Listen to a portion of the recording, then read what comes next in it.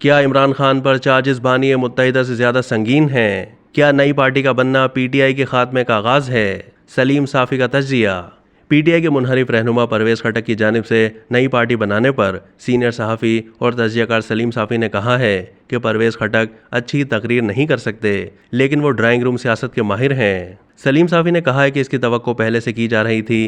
पंजाब में ये इकदाम तहरीक-ए-इस्तेहकाम पार्टी की सूरत में हो चुका था। परवेज़ खटक उन लोगों में शामिल थे जो इमरान खान के बहुत करीब थे, लेकिन फिर वो इसमें पहले से नाराज़ थे। लेकिन इनके पास कोई दूसरा चारा नहीं था, चूँकि वो समझते थे कि वज़ारत आला दूसरी मर्तबा भी उनका हक था। फिर मरकज़ में भी उनको खुड्डे लाइन रखा गया था। उनकी अपनी नाराज़गी तो अपनी जगह पर थी। फिर 9 मई के बाद जो सूरत हाल बनी, उसके बाद तहरीक इंसाफ के मेंबरान के लिए दो चॉइसेस हैं, या तो वो परवेज़ खटक के साथ आएँ या फिर वो मफरूर रहें या फिर जेल चले जाएं। सीनियर सहाफ़ी का मजीद कहना था कि परवेज़ खटक की ताख़ीर इसलिए हुई कि वो चाहते थे कि तहरीक इंसाफ का नाम इस्तेमाल करने दिया जाए, लेकिन दूसरी तरफ से ये कहा जा रहा था कि तहरीक इंसाफ का नाम किसी सूरत नहीं होना चाहिए।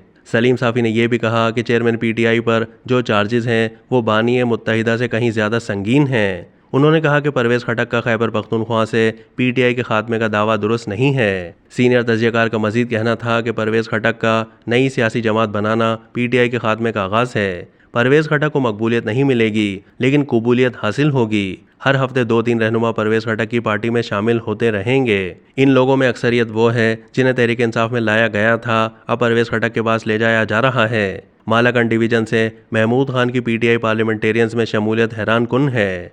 अब तक के लिए इतना ही। मज़ीद मालूमात के लिए डेली जंग के यूट्यूब चैनल को सब्सक्राइब कीजिए।